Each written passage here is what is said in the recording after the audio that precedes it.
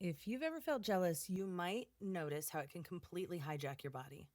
Like suddenly your chest is tight, your thoughts are racing, you're checking your phone and rereading messages, you're checking timestamps, you're imagining worst case scenarios, trying to figure out what's wrong. And meanwhile, your partner might not even know that anything happened, right? Like like jealousy can feel so immediate that your body reacts before your logical brain even catches up. And one of the biggest mistakes that people make is thinking that emotional regulation means don't feel this. Like if you were really healed and evolved and secure and emotionally intelligent, you just wouldn't get triggered anymore. But emotional regulation is not becoming emotionless and removing your emotions. It's learning how to stay connected to yourself while you're feeling something really hard. And so today we're going to talk about how to do that. Cool? Welcome back to Nope, We're Not Monogamous. I'm Alicia Payne. I'm your non-monogamous relationship coach. And I want to talk to you about emotional intelligence, nervous system regulation, and what to actually do when jealousy sends you into a spiral. Understanding jealousy intellectually is one thing, but knowing how to stay grounded when your body is feeling really activated is a completely different skill set. And it's one that a lot of people were never taught, never given practice at. So if you've ever felt consumed by jealousy or overwhelmed by your emotions or frustrated that you quote unquote know better, but you're still spiraling anyways, then listen on, okay? One of the biggest things that I wish more people actually understood is that your body is not trying to ruin your relationship or ruin your life, right? Your nervous system is just trying to protect. And the tricky part of that is your nervous system reacts faster than your conscious mind does. It's designed that way. It's designed to keep you alive, okay? So sometimes jealousy shows up and starts making things happen before you've even fully processed what's going on. Your chest gets tight, your stomach drops, your thoughts speed up, your heart's racing, you feel this sense of urgency, like you need to fix something, you need to control something, you need to hurry up and get reassurance. And once that spiral starts, the stories can come in really fast. Like, I know for me, I've had moments where my brain immediately jumped to, like, oh my God, they like that person more than me, or they're going to realize that I'm too much or not enough, or they're more attractive, more interesting, more fun, more sexually exciting, right? Just all of these stories. Or like, what if I become less important now? What if I get replaced? And the wild thing is that sometimes these stories feel so true in the moment. Like your brain suddenly becomes a lawyer building this entire case around your fear. Like it's convinced, okay? And it's trying to convince you. So you start collecting evidence. You're like reading into a change in tone or hyper analyzing messages, rereading them, looking for the signs. Meanwhile, your nervous system is fully activated and but feeling activated is not the same thing as actually being unsafe, right? And that difference is really important because when we're activated, the brain loves certainty. It wants to know, it wants to explain the discomfort as quickly as possible. So it grabs onto stories, it starts filling in the blanks. But a lot of times those stories are rooted in fear, old wounds, comparison, your attachment triggers or like past experiences and not necessarily in the objective truth and what is true right now. And learning how to recognize like I'm activated right now instead of like this fear must automatically be true, that can change your relationship with jealousy, how you show up when jealousy is in the way, right? Because like your nervous system and your body is not the enemy. It's trying to tell you something is important, something needs care. And I think that a lot of people hear the words emotional intelligence or the phrase emotional intelligence and imagine that like some perfectly calm person, like this calm person who never gets triggered, who is so easy, who doesn't feel jealousy, who doesn't get insecure. Like they just float through non monogamy in a constant state of enlightened peace, right? And that's just not real, okay? That's not what emotional intelligence is. It's not being perfect, it's having awareness. It's being able to notice what's happening inside you without immediately becoming the emotion or reacting out of that emotion. Like, it's so important to know that your feelings are valid. They really are. They're real. But valid does not automatically mean accurate, right? And I know a lot of people don't like hearing that one, because while your emotions deserve compassion, they deserve attention, but they're not always rational. Sometimes your feelings are responding to, all the things I said before, your old wounds, your past experiences, fear, projection, lack of sleep, comparison spirals, or just a nervous system that's already overwhelmed, right? Maybe you're sick. Maybe you're stressed from work. Maybe you've got like all of these different things compounding, life changes, lack of sleep, hunger. You got to treat yourself like a toddler. Sometimes a toddler is throwing a fit because they need something, like a really easy solution. And we kind of do the same thing, okay? And that doesn't mean your feelings aren't real or they're fake or they don't matter, right? It's just feelings are information. They're data for you to use. They're not an automatic truth. They're just emotions. And feeling jealousy doesn't mean that your relationship is failing or something is going bad. Feeling anxious doesn't automatically mean your partner did something wrong. Feeling afraid doesn't automatically mean that you're unsafe. And emotional intelligence is learning to hold both things at once, right? Like, this feeling, this emotion I'm experiencing is real. And I might not have the full picture right now. I might not be in a rational state. That's emotional maturity, okay? So we're not suppressing our emotions. You're not bypassing your emotions, but you're learning how to feel them without giving them the steering wheel to your life. You're learning how to feel them and be in them. Sometimes we have to get comfortable being uncomfortable, all right? Sometimes you just have to sit with the feelings. You don't have to get into action about them, actually.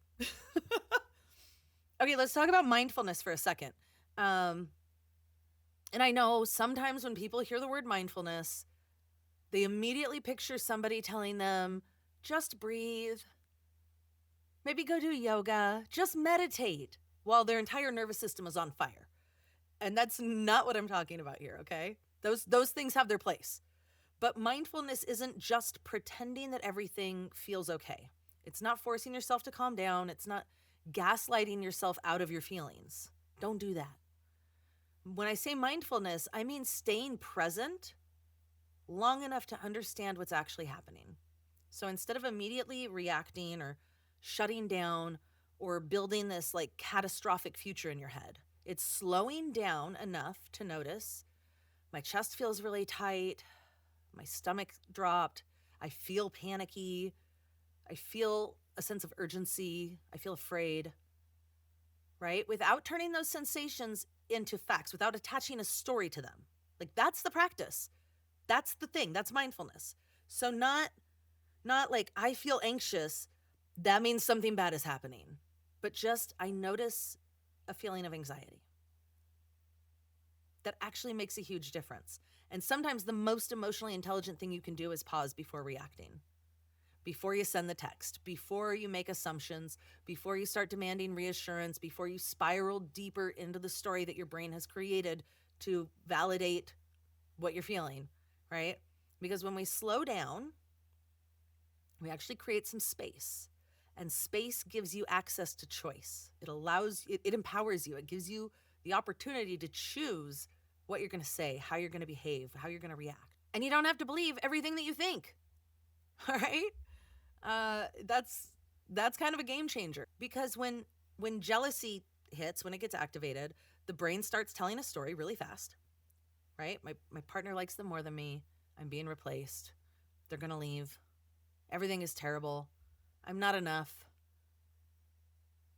All the stories, right? And then those thoughts get paired with your nervous system activation. And then they feel really true. But thoughts are not facts. And one of the most powerful things that you can do is learn how to question the story, question the thoughts you're having, without shaming yourself for having it. So, for example, instead of thinking like, my partner likes them more than me, Maybe you reframe that. Maybe it's my partner can care about someone else and still deeply care about me. Or instead of, I'm going to be abandoned, maybe you reframe it to like, I feel really afraid right now.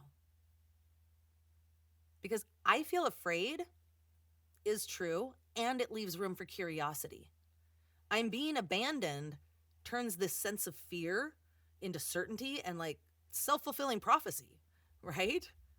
And a lot of emotional healing is learning how to separate what you feel from the meaning that your brain immediately assigns to it.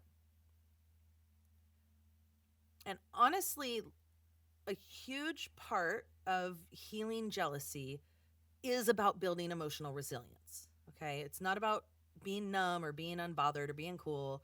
It's not like being the coolest person in the room who never needs anything, not being the easiest person, but learning that you can survive hard feelings without losing yourself. That's resilience. And I often think about how a lot emotional resilience is actually really similar to like how we learn physical sensations as kids, right? Like when you were really little and you didn't know what nausea feels like yet, you're like, I have a tummy ache.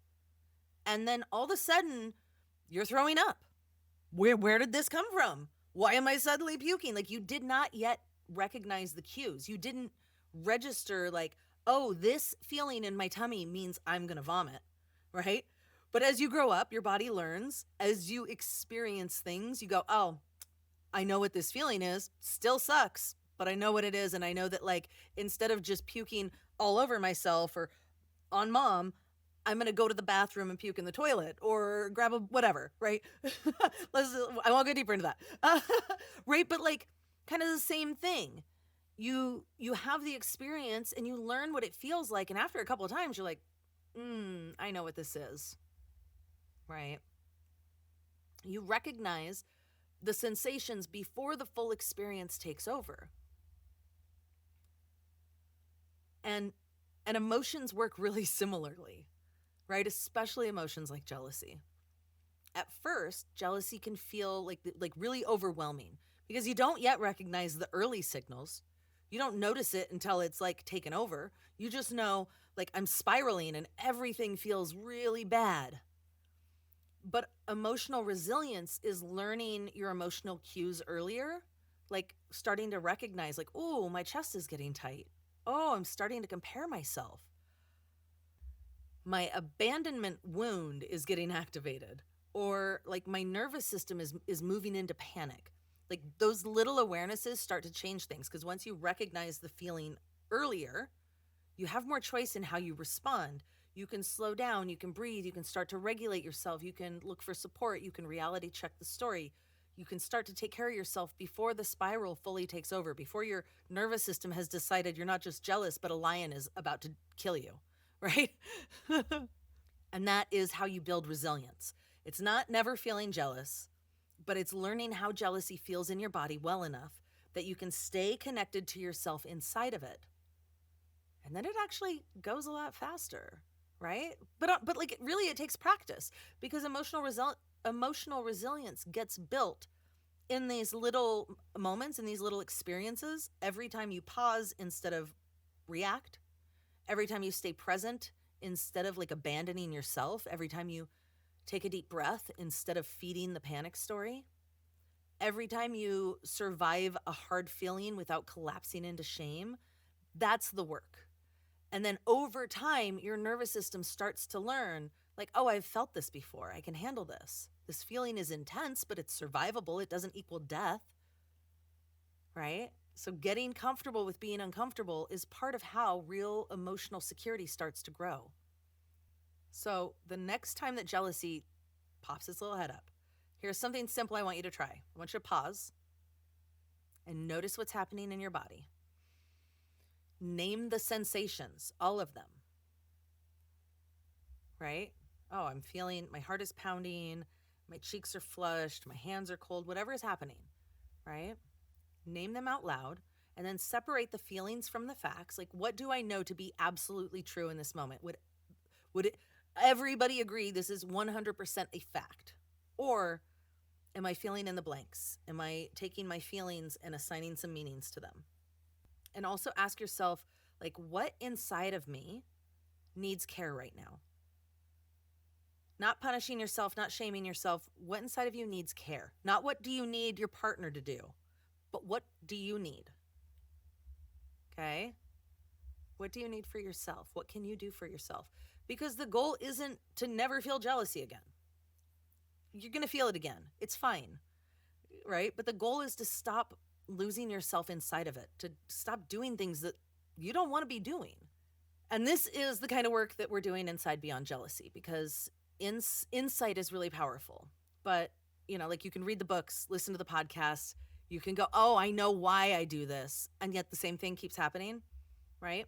So the actual transformation happens when you learn how to regulate your nervous system, when you learn how to stop spiraling and like soothe yourself, how to build emotional resilience, how to communicate clearly about what you need, what your boundaries are, how to feel secure without abandoning yourself, right? That's where you get the freedom that I assume you're doing non-monogamy for, right?